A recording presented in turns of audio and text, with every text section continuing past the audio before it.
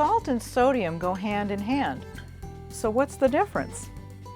I'm Susan Bowerman, registered dietitian, and we often hear salt and sodium in the same sentence. So let me explain the difference to you.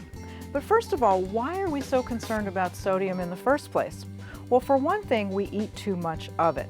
The recommendation is that we eat about 2,300 milligrams per day, but the average person eats about 3,500. So why the focus on salt? Well, the reason is simple. The salt that's in your salt shaker is about 40% sodium. So when you add salt to your food when you're cooking or you add it at the table, you're adding sodium to your food. But it turns out that most of the sodium that we get in our diet isn't really coming from salt that we're using at home. It comes from things like restaurant foods, and it comes from processed foods like canned soups and cheeses. And so we get much more sodium from these foods that we're eating outside of the house. The typical fast food meal could have about 3,000 milligrams of sodium. That's more than you should be eating for the entire day. So if you want to reduce your sodium, how can you do it? Well, you can watch how much salt you use at home when you're cooking and what you use at the table.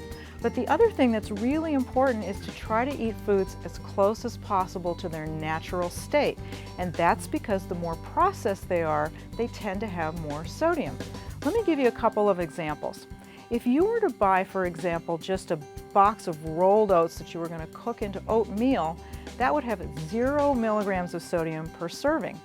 But if you bought the instant oatmeal that's flavored and sweetened, it's going to have about 250 milligrams of sodium in it. Another example, if you bought fresh turkey breast and you roasted it at home, about 15 milligrams in a serving for 3 ounces, 100 grams, very little sodium. But if you bought the processed turkey at the deli counter to slice into sandwiches, you're looking at about 20 times the amount of sodium.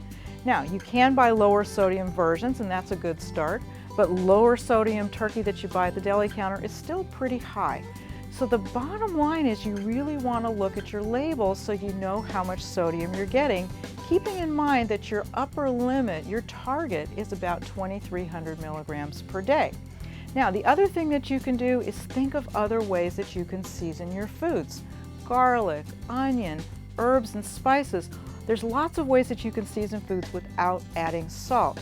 For some more tips on how to season your foods, check out my video on herbs and check out my video on spices.